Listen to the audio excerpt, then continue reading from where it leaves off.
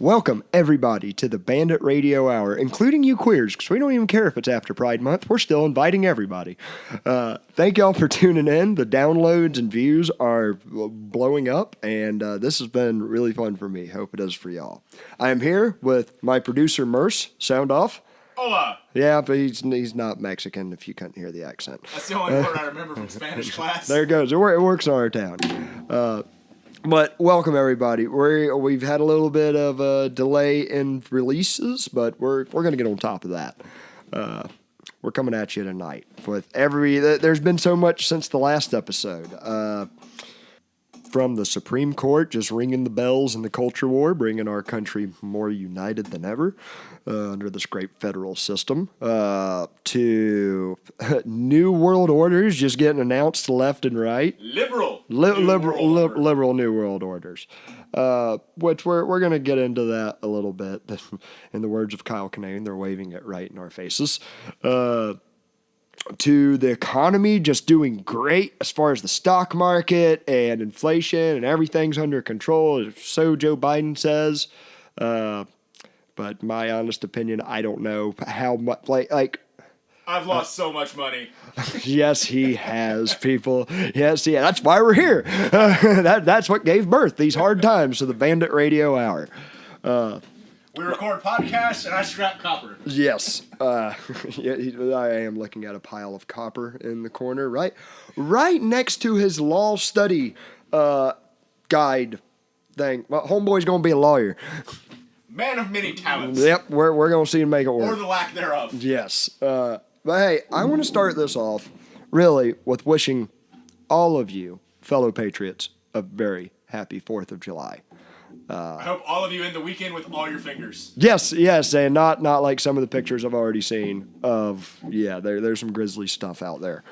Patriotism has consequences. Yeah, hey, true patriotism. They put their digits on the line to celebrate our forefathers' victory over them dadgum lemony brats. Lemony? Limey Brits. Yes, that's the correct slang from the 1800s, 1700s, whatever. One thing I really want to get into is I know a lot, and I'm stealing a little bit of this from Dave Smith, but he makes such a fantastic point. We center a lot of our phrasing with this country around the Constitution, and that was the creation of the federal system. But this country was a country before the Constitution. There was like a 3 or 4 year gap. Yeah, there's a confederation of states. Confederation of states. It might have been even longer than that. And the thing I really like is the Declaration of Independence. The ultimate breakup letter. Not only the ultimate breakup letter. It's not us, it's you. But believe it or not, how Dave Smith broke this down, it was great. It's like Thomas Jefferson in it, he says, "We hold these truths self-evident, that all men are created equal." And when you actually translate that into plain English, it's like, this is true because we're saying it's true. And that's the only reason. We're not going to appeal to logic or nothing. It is what it is. And yeah, we own slaves, and there's a whole discussion behind that. But at least from that, being ruled by this faraway power that's micromanaging your life and giving you just a 3% tax on tea. And I heard actually one of the bigger things was the stamp tax, which have you ever heard the nitty gritty behind why that was so bad? No. And why we got which amendment is it? The right of search and seizure, that they have to have a warrant to go through your stuff. It's one of them with a number. It's one of them with a number. I know it's below 10. It's like 10 commandments. There's 10 amendments, something like that. There's a lot more than that. I know, but the ones I kind of know good are below that. And the thing about the damn Stamp Act was the Crown, you had to have the King's approval or the British government's approval on any of your official documents to do trade with, to publish pamphlets. I don't know about let me back up on that, but a lot of stuff. And you had to pay a tax for each stamp. Now, that kind of sucks within itself. The part that really sucked was British soldiers at any time could just come into your house and say, we're going to look through every single one of your papers and make sure that they have the Stamp Act. Oh, and if you're writing anything bad about the king, we'll arrest you for that too. Oh, if we find a moon, I don't know if they actually had to register their moonshine stills, but anything we see in this house that goes against our laws that we made across the ocean in England, we can then arrest you for.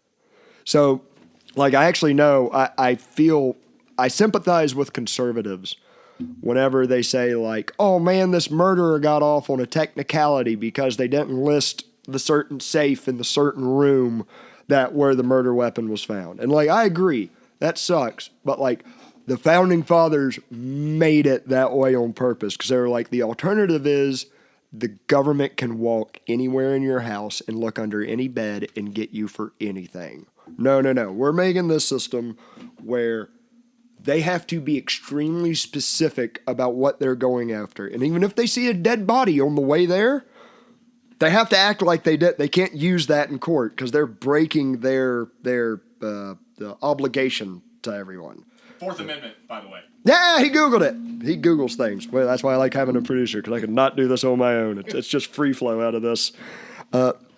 But, like, within the Declaration of Independence, I really love, like, that's whenever, it was Thomas Jefferson that wrote it, and he wrote it in a conspiracy with some other, you could call them aristocrats. I mean, most of them were the most important, influential people of this continent of the time. It'd be like, to put that in the modern day, that would be almost like, imagine if Elon Musk and Jeff Bezos and like a handful of others just went like, nah, we don't recognize Washington, D.C. We're breaking up the country into our own governments. Like, probably a certain section of the population would be really happy with it, and most people would be freaking out. Yeah.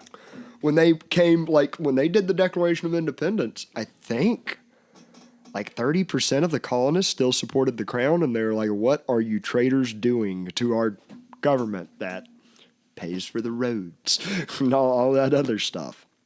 And so I really want to say a very happy 4th of July to that concept that it was brave. And don't get me wrong, I don't think, all right. The liberal part of my brain is kind of chewing off some things now. Like I was about to say, I don't think they're as bad as Elon Musk, because he has like miners in Africa that are slaves. Like, they actually had like slaves in their backyard. Like, at least Elon Musk can go away from them and not see it. But yeah, all right. Then the other like real libertine part of my brain is like, but all right, I'm gonna pick a kind of crappy hill to die on this 4th of July. Bunker Hill? Yeah, actually.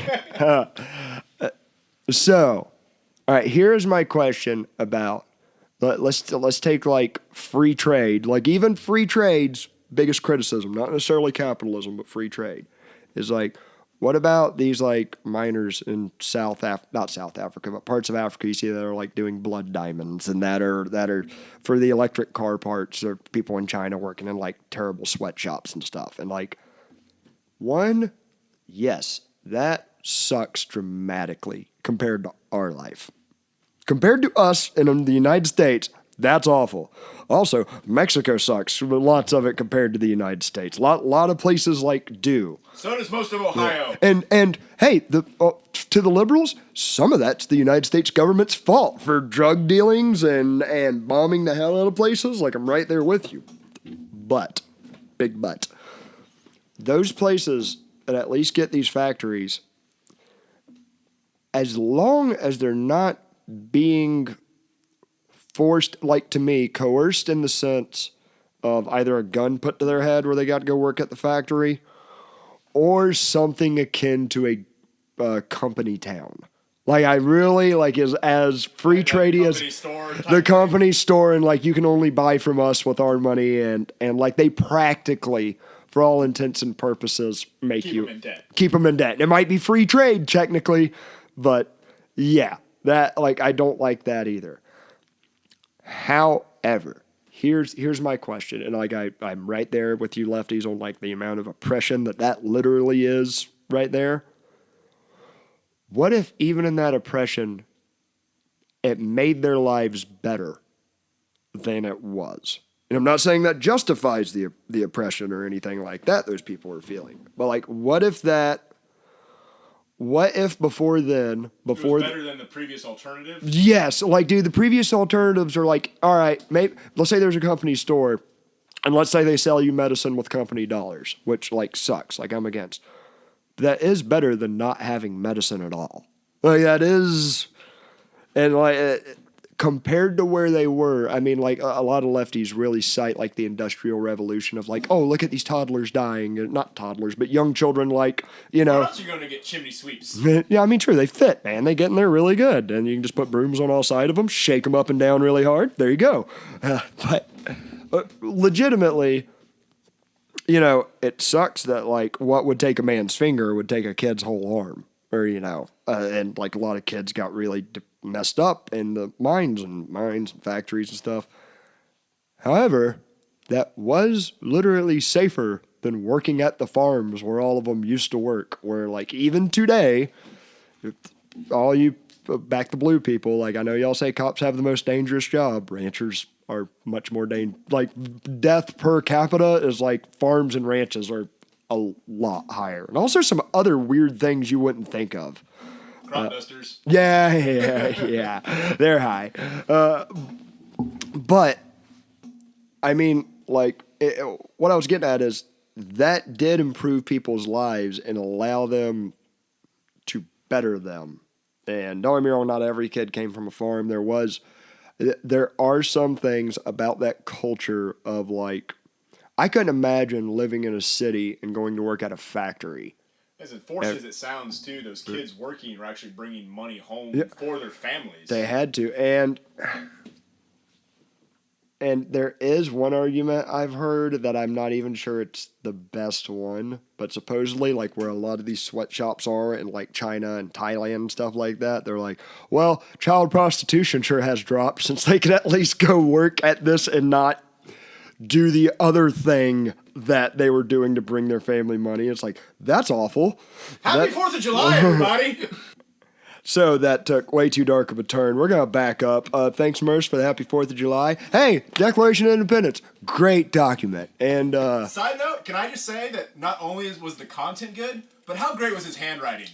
Oh, dude, immaculate. Do you think he got, like, halfway through it and, like, botched it and had to start all over? Like, dude, from what I understand about Thomas Jefferson, which is real armchair historian, like, I've probably read, like, 100 pages, but each one of those pages are from a different book. Like, on Thomas, but, you know, they say he was, like, damn near autistic or something. Like, legitimately, not us joking with ourselves. Like, he had a real hard time making eye contact with people and, like, would look down at the floor and was like, I have to go retire to my room and write more notes and invent frickin' wood stoves and crap like that.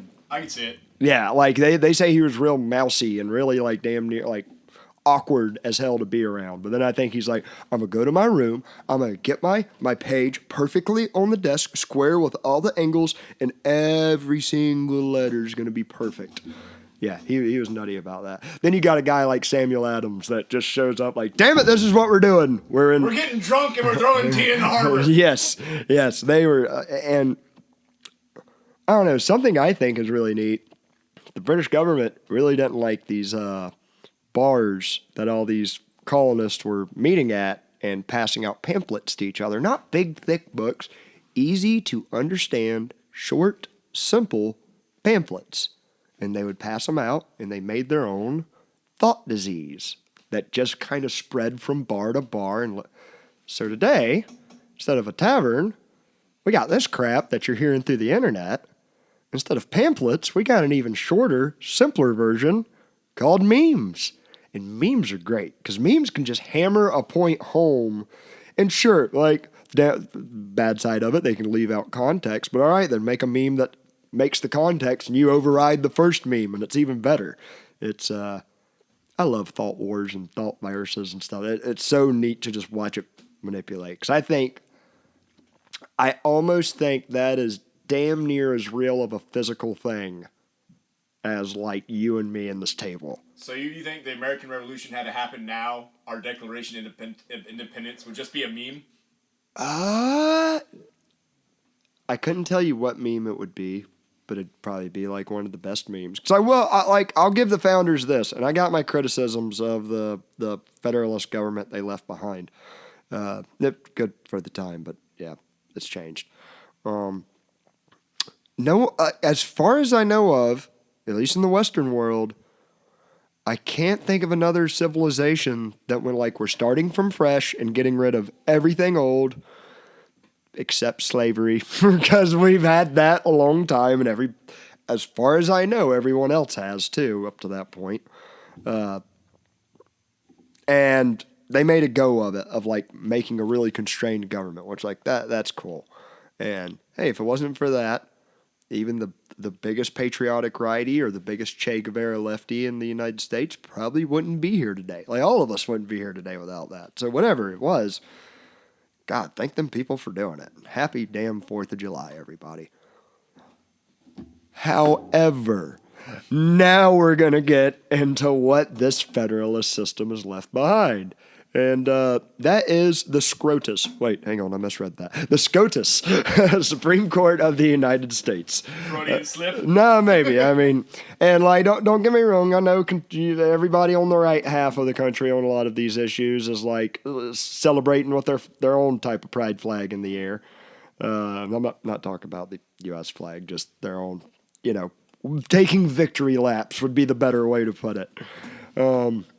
But I gotta tell you, let's get into actually what happened before I take my analysis on it. So SCOTUS made some rulings. They looked at some cases, and they pretty much kicked so many things back to the state level. Guns, am I right, Merce? Pretty much, I think the case was against New York's unconstitutional carry laws. And yeah, but then I saw that New York then went and banned guns in a bunch of more places anyways to try to even overcompensate that, but New York. That makes sense. I mean, it's turning more that it's interesting. I wonder how many people like throughout the COVID thing were in the center of New York. Like, they weren't politically left or right. Most people in this country are politically don't give a crap. Like, they don't even pay attention to it. That's something I think is actually great. Just need to get the rest of the crap away. But how many of them, like, got turned red throughout COVID? Like, they had to start paying attention. You had to start watching the news to figure out what you were allowed to do that day, to figure out if you could go to certain restaurants like that. So the people who could afford to and wanted to leave left, and you got a real minority population there that is dwindling more and more of like, we can't leave, and this is turning worse and worse if you're conservative. But I guess if like you're liberal or left and you stay there, it's getting better and better. Now we're stuck with them all in Florida. Yeah, they come down here. No comment. But they, so, all right, New York overcompensate for that. But from what I understand, most of the states were already doing their own thing with guns. I guess this was just to challenge New York, but they got a way around it. As far as, as much as I like guns and stuff, that's the one I don't know the most details about or have the life experience with. I mean, I do with guns, but as far as studying gun legislation. Did you know if you're a felon, you can legally own a cannon? You can? Yes. I found that out the other day. Just you might not be able to have guns, but you can own a cannon. Hang on, what's the ATF like regulation or like what? Because it's got to be a breech loading black powder. There is none. As long as it doesn't fire like a certain a capsule or not a capsule, cartridge. As long as it's not as if you capsule. If you load like a cannonball down the front, a felon can own one. That's great. That's good news for everybody. Medieval. But whereas the gun thing I don't know a lot about, there's something I have life experience with, something the Supreme Court overruled. It's their, have they already done it, Merce, with the EPA?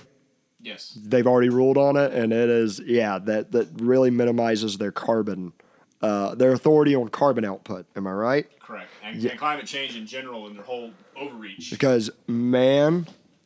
Right, so I've told you a little bit about Thomas Sowell, right? The black guy capitalist with the awesome afro from like the 70s. Oh, dude, Thomas Sowell's so awesome. Is Afro's from the 70s or? Both, but not Sowell. Thomas Sowell. I'm sorry, I've read it so much more than I've said it or heard it, but it's spelled S-O-W. It's S-O. Yeah, sound of the wind outside, but it's spelled S-O-W-L. S-O-W-E-L-L. Thomas Sowell, and so he was like a pretty hardcore socialist, like devout, and he was like, man, and then he went and like got a big degree. And was like, I could go work in the private market, but I'm such like a good socialist, I'm going to go work for the Social Security Administration.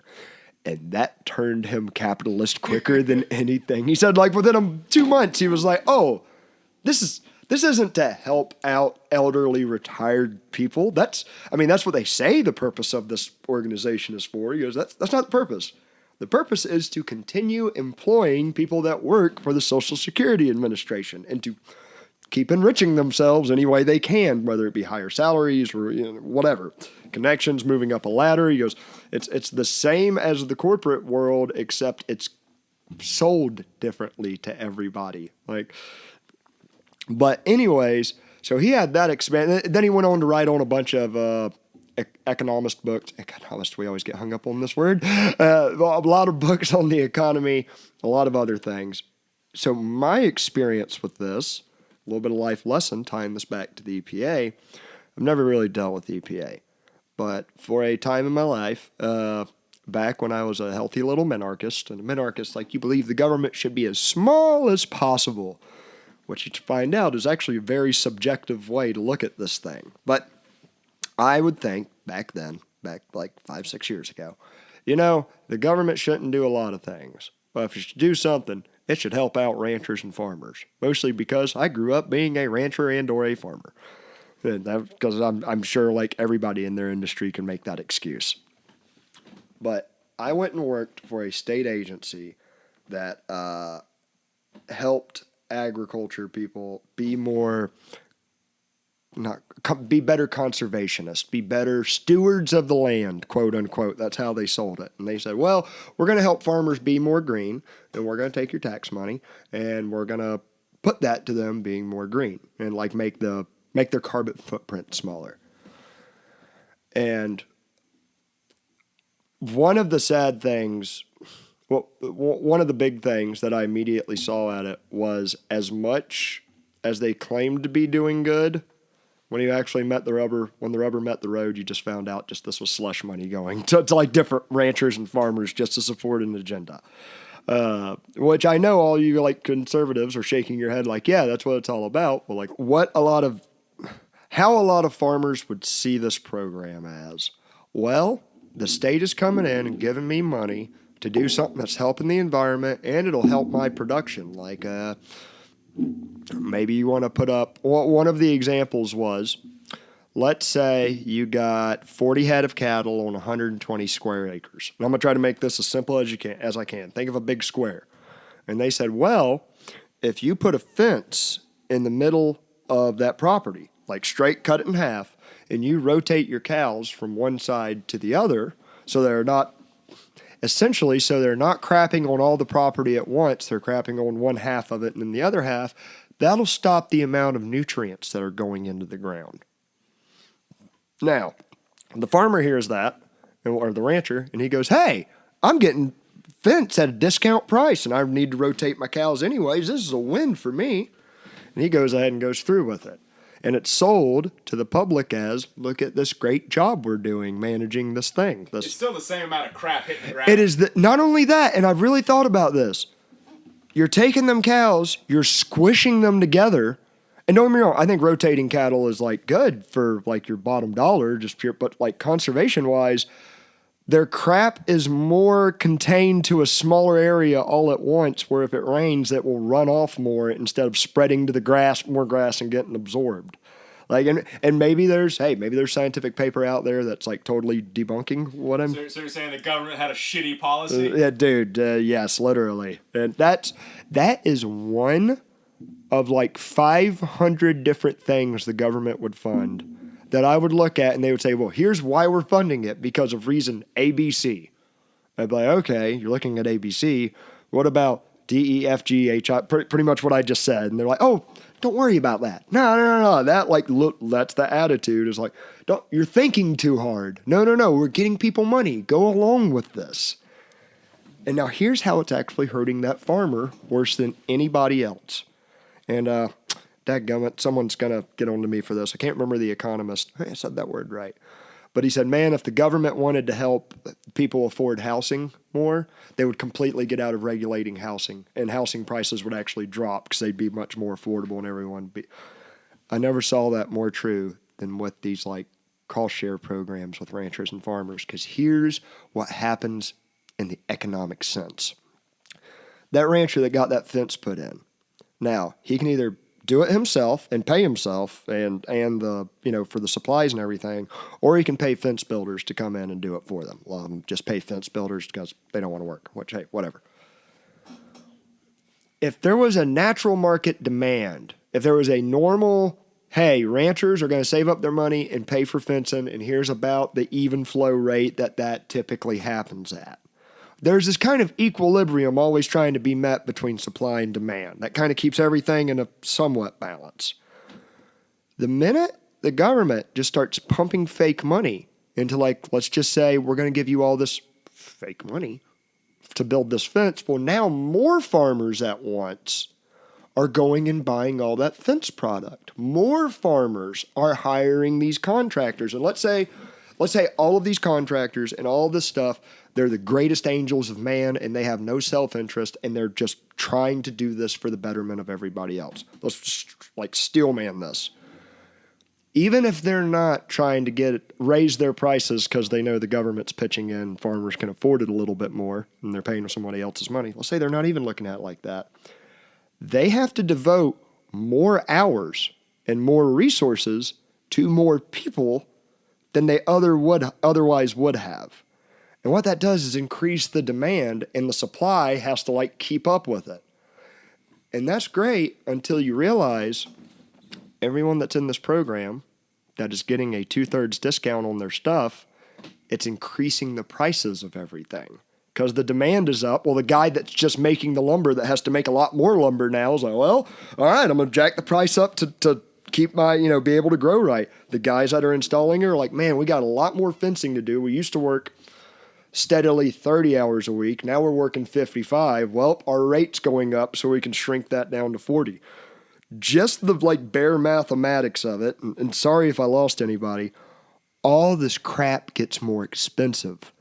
And if you're not in this club, if you're not getting things paid for by the government, you suffer the worst because you're having to just deal with the skyrocketing prices while everyone else is getting a discount. So you're encouraged to join this government program, and then they got you.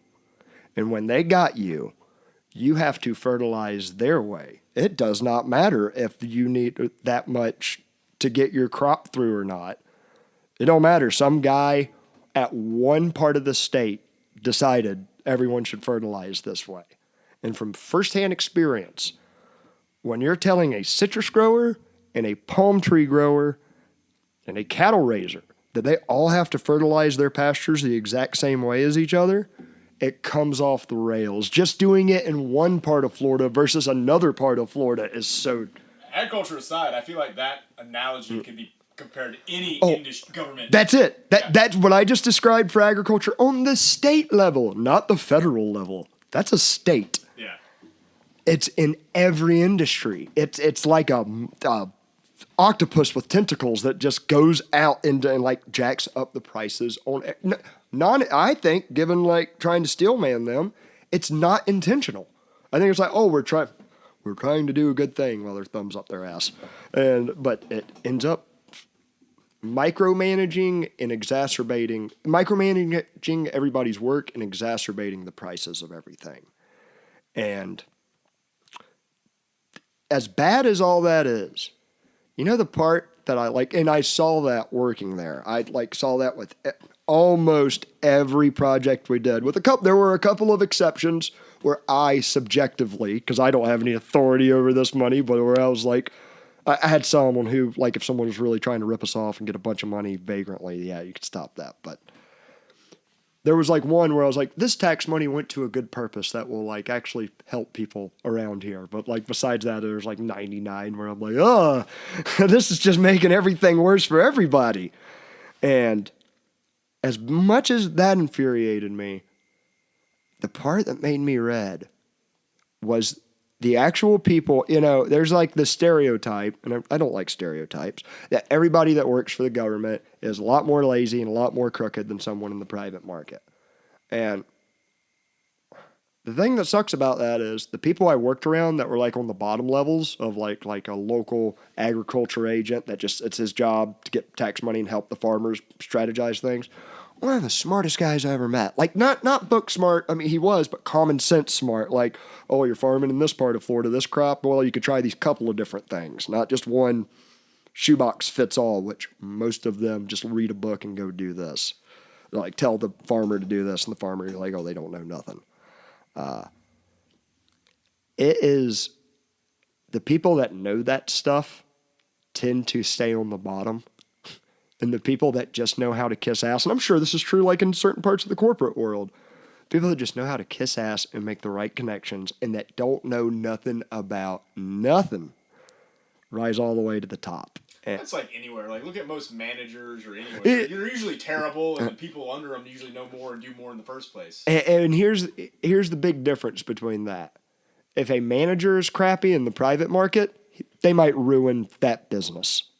That business, they might hurt like really bad, which sucks. Like, it sucks to work under that manager. It sucks to be the manager of that manager if you're one of those. That's like a big kink in a chain. But if that business messes up, then that business goes under.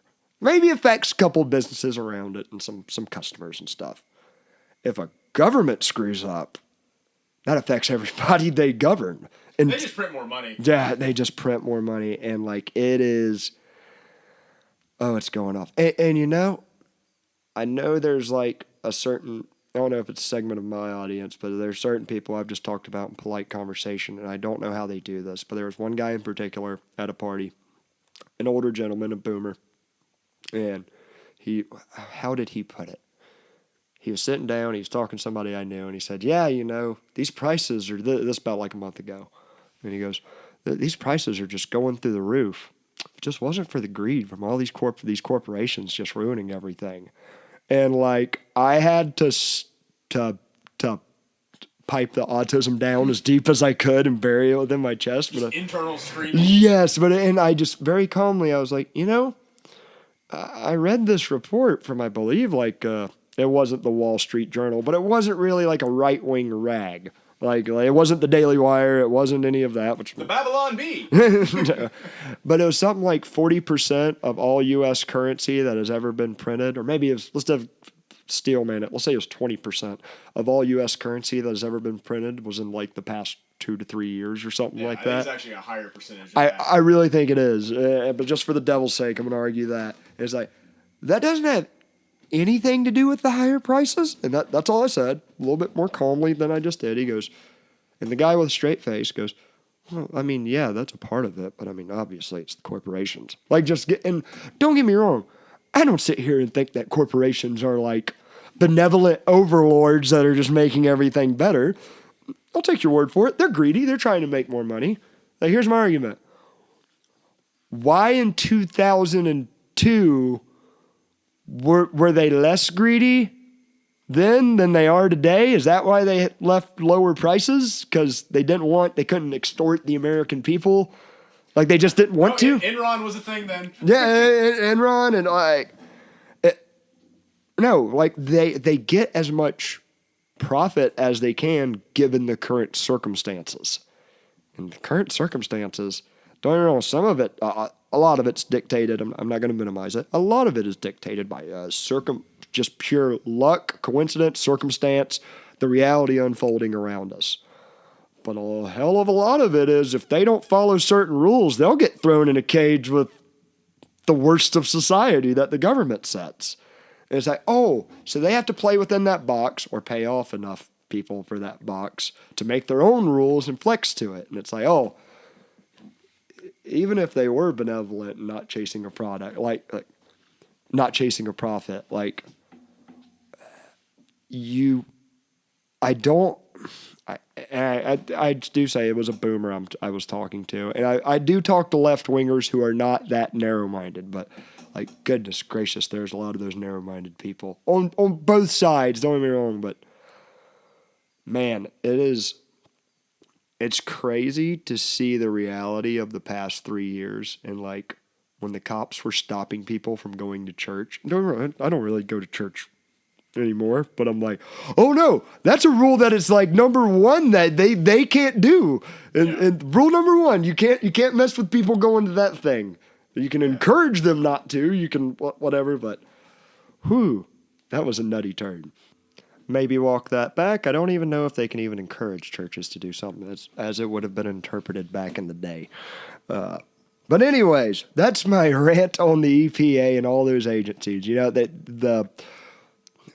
if you are an environmentalist and let's say you actually care about carbon emissions and all this stuff, I think it would behoove you to be happy that the government is not in charge of it anymore. Because I guarantee you, all it turned into was whoever had the most money and could pay them could make the biggest carbon footprint in the world, and they did not care. That's what a lot of... You can buy carbon credits and sell them. It's literally a tax on poorer people. Because it's like, oh no, you can't pollute because you can't pay us. But these bigger guys, knock yourself out. By the way, if you're like a city in the U.S., yeah, you can like dump all the raw sewage off the coast that you want or anywhere. Dump it, fine, whatever. You got the government backing you up. So y'all should be... if I was an environmentalist...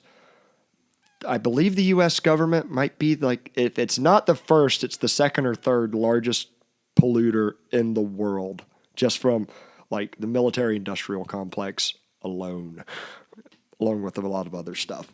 But anyways, backing out of that EPA argument, the other thing that the SCOTUS ruled on was Roe versus Wade. I'm sure no one's heard about this for the past 2 weeks with people screaming their heads off. This is one of those things that it's sad because I genuinely see good arguments on both sides, and I genuinely see jackass blowhards on both sides. Like I would say the pro-life side, I believe, is, and don't hit me with your high heels or you're still literally tiptoeing through a minefield. I am naturally inclined to say that is more noble. To have a pro-life attitude. The part of my brain, though, is like I actually lean pro-choice because I don't want the government involved in stuff. So that's my natural kind of home. Like, now here's the thing. The pro-life people that are like making victory laps, it's like this is kicked back to the states. You haven't totally won, but like, y'all are just fanning fuel to these lefties who have now, and don't get me wrong, some of this stuff I'm kind of have like gun control's a little knocked back, EPA is a little knocked back.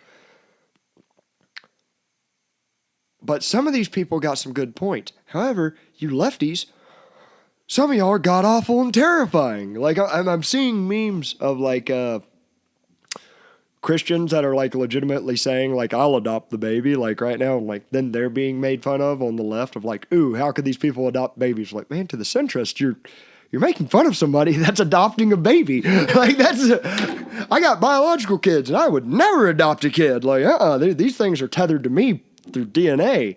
Yeah, you can't return them. No, and like, and all it's done is kick this back. And I'm seeing a lot of. And the reason I'm using the terms pro-life and pro-choice is because I don't even think this is a left or a right thing. I mean, there are left-wing Catholics who are like, no, I don't want my money going to this. At base value, I just like that it's not federal and it's been knocked to the states.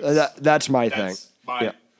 And that way, literally, California, you can have more liberal abortion laws than I believe most of Europe and the UK from the graphic I was reading. I'll try to share it on Twitter and Instagram. But, and Oklahoma took the initiative and was like, we're outlawing all of it except for like 2 little cases. And I was like, woo, Oklahoma. But like, they're so underpopulated.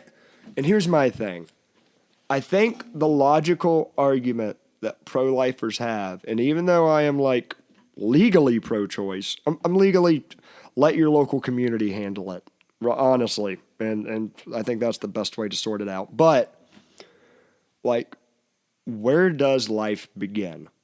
And I think that wherever you put the line at, the only thing I've heard that is not arbitrary is that it begins like right after, like 2 days after conception, pretty much, whenever like the actual sperm cell meets the damn egg.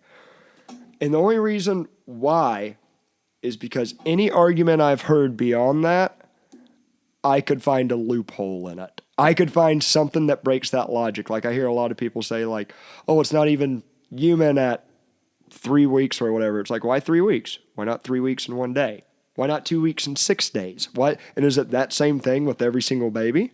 And another argument I've heard from the pro-choicers, and like I'm naturally kind of like let someone do what they will and let the consequences fall on them.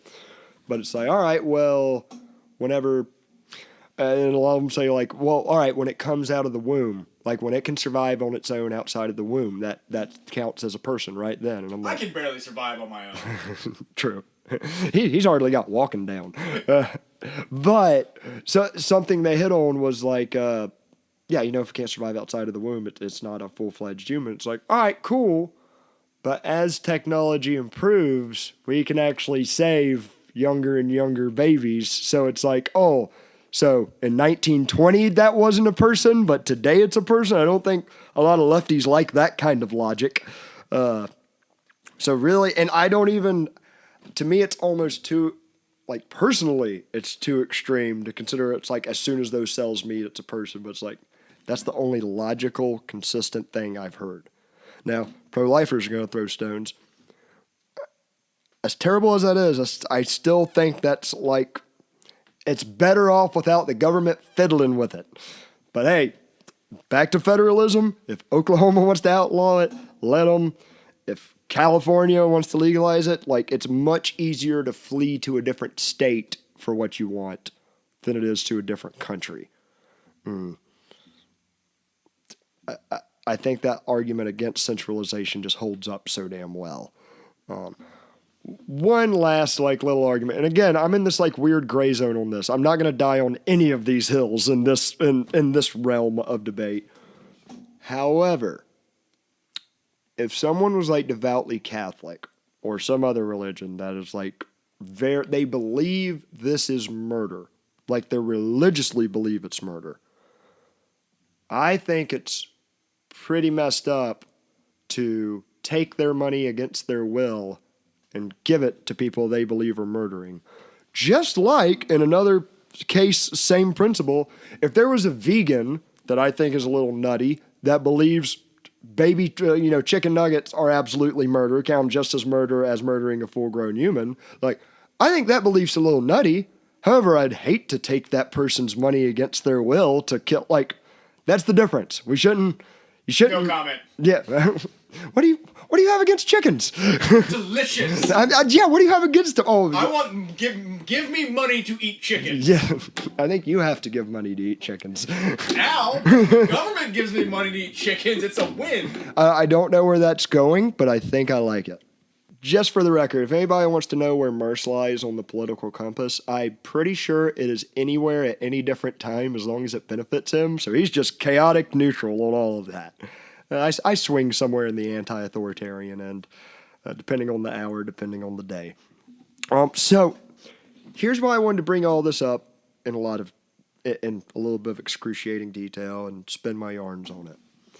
Like backing up and looking at this in a real meta sense. All these rulings happening at once, and it's like helping conservatives. And agreed, it is in certain instances, unlike like what Merce said with like New York flipping the script, going, we're going to go more strict in certain areas. Man, I'm not saying this is the case, but if I was some kind of agency or group that was trying to control as many people as I could, and by the way, I'm not specifically hating on the Democrats, with what I'm about to say. Throw the Republicans in the same group. But culturally wise, if I wanted to control this big group of people and get more of my people elected, especially after all those people in that group, the Democrats and a lot of the Republicans championed COVID and got such a sour taste in so many Americans' mouths, how could I turn that around? Most Americans couldn't taste anything, though. True. Merce had it. I don't know if I ever had it. Don't care. But after all that, how could you get everybody like back on their side? Oh, these Supreme Court justices dropped these 3 rulings that show that conservatives are like doing something. Man, that's going to make a lot of single issue voters like pro-choicers or super pro-government environmentalism or anti-gun. Man, if any of that COVID stuff scared them away from the Democratic Party, this just sucked them right back to it. And this election season, I'm interested to watch just to see how much of and don't get me wrong, it's not like if I sit there and watch everybody vote Republican after this, I'm going to be like, oh, joy. It's like, oh, no, it's still that their plan just probably didn't go exactly according to how they wanted. But I'm certain they have fail-safes. Hypothetically, if any of this is true. If I was playing like a game on how I could keep influence and power in this, that's how I would do it. I think no matter how it goes, we're screwed. Yeah, as long as... And like, God bless all these conservative pundits that are calling out Biden for his reckless spending and all that. Like, I'm right there with you. It's like, God, y'all were quiet under Trump. And I like a lot of things that Trump did, but it doesn't even matter if it's left wing or right wing. The spending continues to go. Like, I guarantee you, even if the next person is a Republican and they lower the spending of what Biden just did, it's still going to be like so much higher than Trump's. Like, this is still a car that has to keep the acceleration going or else it goes off the rails. Somebody's got to take the government's credit card away. And that's why we're getting this inflation. And the people that I listened to, they were screaming it like 12 years ago or whatever. It was happening any day now. But man, Paul Krugman, who got a Nobel Prize for economics, and I'm not going to go too nutty in it. Pretty much this guy's solution for everything was the government should spend more money and it'll make everything better. And he, surprisingly, the Nobel Prize Association's like, that's genius. Here's a prize. You're authentic. You're official. And he finally said like, oops, that might have not worked out like I planned. And meanwhile, all the people in the free trade Austrian department are like, this thing's about to come off the rails. And when it does, it's going to be harder than it ever has. And I'm not a total doom and gloomer. Because, I mean, hey, the fall of the peaceful fall, I can't stress any of this enough. All this, I want it to be peaceful. I don't want nobody to do nothing stupid that gets them hurt. But the fall of what was closest to a federal system, the USSR, as far as a centralized authority, I mean, don't get me wrong, people's lives are still kind of crappy over there, but they're better than they were. In a lot of regions, not in others. I'm convinced, like, 100 years from now, basically our entire lifetime is just going to be taught in a history book. It's just going to be like a series of events. Man, it is stacking up. But there was another time that was a lot like this. Did I ever tell you about the 70s and Nixon coming on the television? And you can look this up on YouTube. When he lied? No, not when he lied. Like, this was so... Oh, man, I might have my year wrong. Ran against Kennedy? It's not, no, he's president at this point, but it's before any of his really big scandals. And there are riots, like, all over the country between, whether it's segregation or strikes or a whole bunch of, or integration or strikes, a whole bunch of stuff is going down.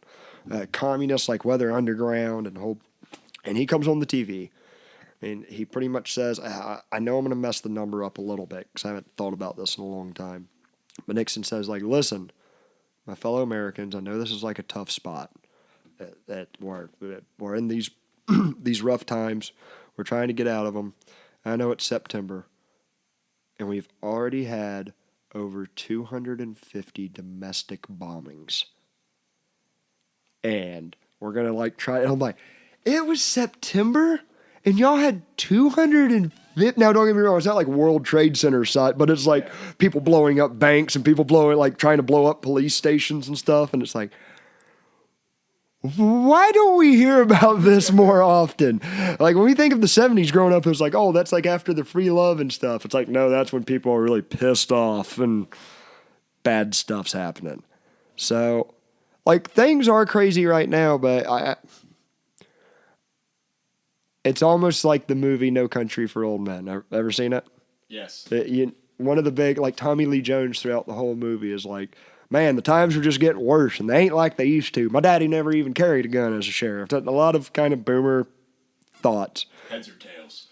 So good. So, oh, God, man, I could do an hour on that, but I'm not. But, you know, like, it used to be bad, too. Yeah. Like, it used to be Spanish conquistadors stabbing and sneezing on everybody in sight. And even take out, like, the colonialism of the third world. Just look at Europe before colonialism. They're all stabbing each other. And look at... You can even look at, like, third world, like, Middle East history.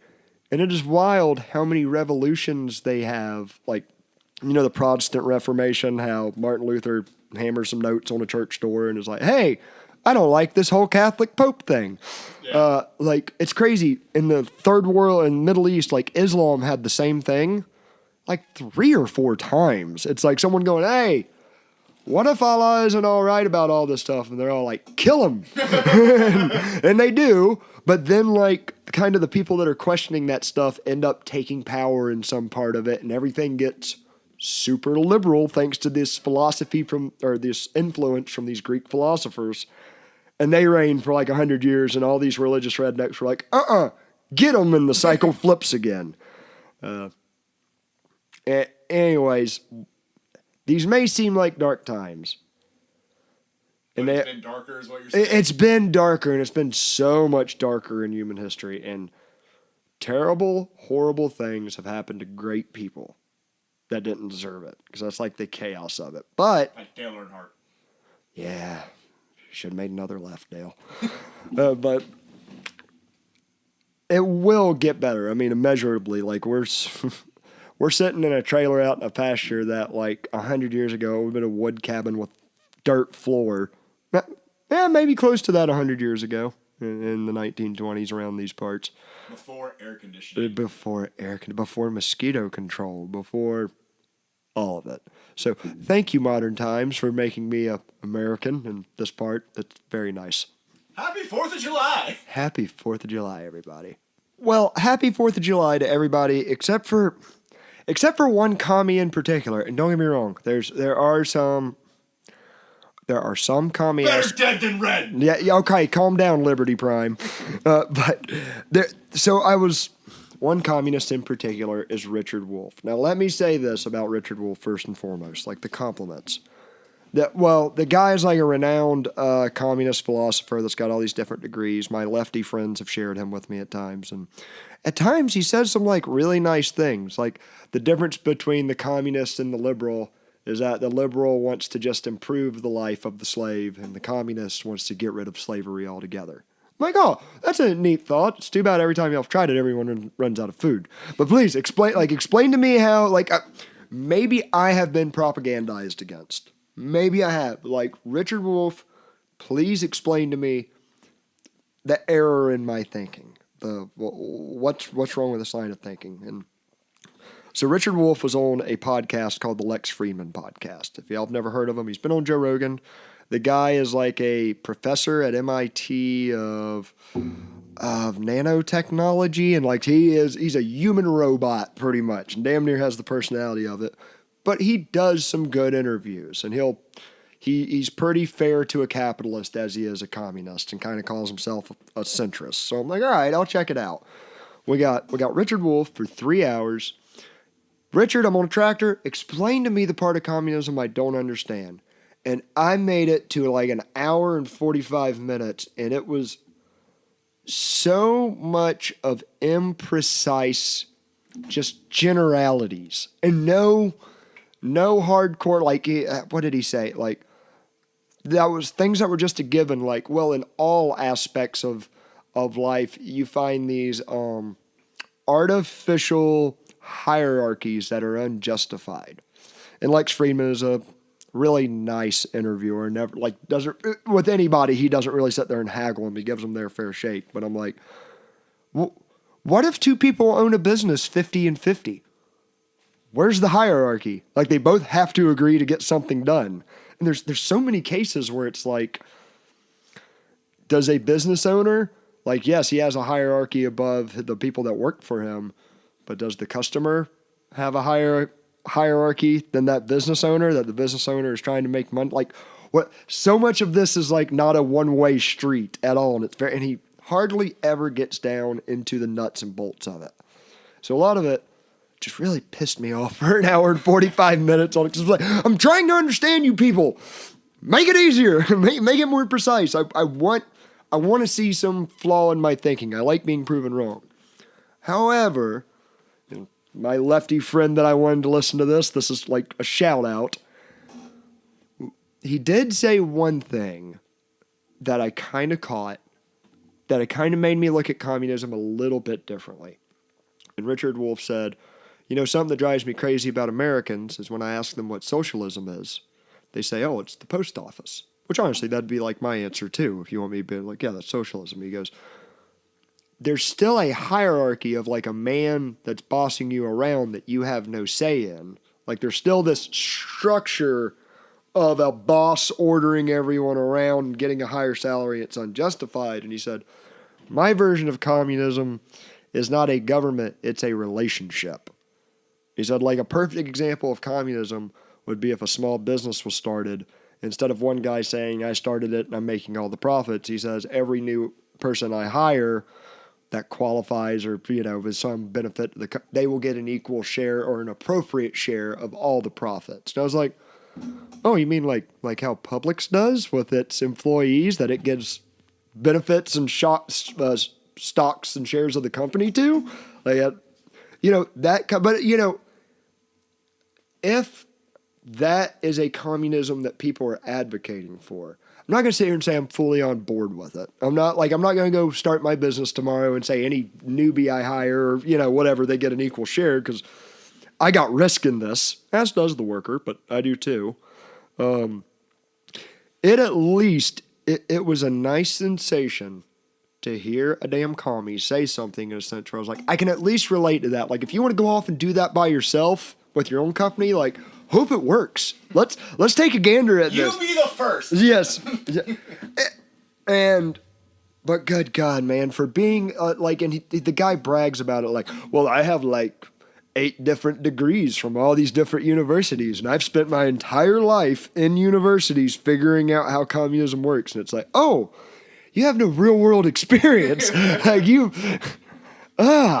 figured out how it works, but no one's ever made it work. Yes, and here's the thing. I think it could work on you could say a nuclear family is damn near a form of communal living. Like, it's like we're all just kind of sharing, and although there is one guy with a say or one woman with a say, like the mom or dad, or split the decision making.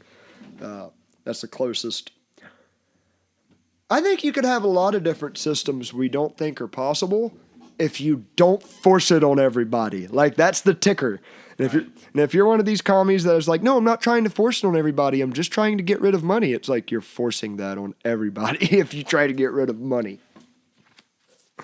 But, all right, this was a lot for a serious episode. So I want to end the show, this wonderful 4th of July, celebrating a lone true Scotsman. And his name is Count Dankula. I've brought him up on the podcast. He's a silly YouTuber from Scotland that tells funny stories that tend to be true. But he had a brilliant insight on Twitter. I don't even know it was brilliant. It was just silly. He took a cropped photo of a Supreme Court justice, superimposed his head on top of it to make it look like he is in a legitimate picture of him wearing like a judge's robe, and changed his name on Twitter to Justice Dankula. And he started letting out some tweets. And now here's the thing. If you know who he is, or if you know any trolls or internet humor at all, it's just funny. But like a good example of this is he said, he tweeted, "Today is a very solemn moment for the United States." He's impersonating a Supreme Court justice, by the way, having laughed, if I didn't make that clear enough. He goes on to say, "The Supreme Court expressly took away a constitutional right from the American people that it has already recognized. They simply took it away. That's never been done to a right that is so important to so many Americans." So he's just trying out. It's one thing to sit there and make posts like that. Look it up on YouTube. There are compilations of people reacting to the Scottish man who is just saying, like he said at one point, he's going to outlaw the itty bitty titty committee. And I bet he gets like 75 replies of like, "It is so improper of a judge of the Supreme Court to be like this on Twitter." I saw that, and it's at that moment I realized how dumb a lot of people are. Yeah, and that commercial with who's the guy that's negative about everything, and when the founding fathers are signing the Declaration of Independence. Oh, he's bald, gray hair. Made Seinfeld. We can't remember his name. We're bad at stuff like that. But he's like, even the stupid ones? And I honestly think the founding fathers would be like, well, the stupid ones ain't going to own land and slaves. So no. Not all of them. Hey, by the way, on that note, like... Lawrence David. Yes. No. Larry David. Larry David. That's it. His real name first is Lawrence. Hey, goes by Larry. By the way, did you ever hear about what old Ben Franklin said about slavery, like at the Constitution? Or at the meeting? I mean, yeah. What got recorded, or what he probably actually said? Well, at least what got recorded. I'm doing a little bit of ad-libbing. But he's kind of on the spot of like, yeah, we're going to set all the slaves free, right? And they're like, what? No, what are you smoking there, Ben? And he's like, oh, well, you just said that all men are created equal. And, we're totally like being hypocrites by writing that, right? And they're like, you know what we meant. They're not people, Ben. Shut up. and hey, and as terrible as, and I'm going to sound like a real crap person, but as bad as it was, I hate the excuse that it was tried everywhere. Like it was already practiced everywhere at that time. Because man, if like human sacrifice is practiced everywhere at that time, still doesn't make human sacrifice any less terrible. However, like just given what they had at the time, like they didn't have DNA processing. They didn't have like all this knowledge we have now that we just take for granted. They're like, oh, I'm sick. Let me cut blood out and drain it in a pan. I need a bucket of leeches. Yeah, and Ben Franklin's like the only one that did shrooms enough that was like, I think those are people. And they're like, no, Ben, no. Ben's crazy. Yeah, and don't get me wrong, there were like I think George Washington set the slaves free and stuff like that, and yeah, that's a sticky subject. I'm trying to skirt around, but I'm not doing a very good job of it. But bring y'all some humor. It's Independence Day. It's Independence Day, but hey, I'll tell you one thing. I'm sure shit happy we can all share it with these people in the land of the free and scare the hell out of some dogs tonight. So happy 4th of July, everybody, and y'all enjoy it.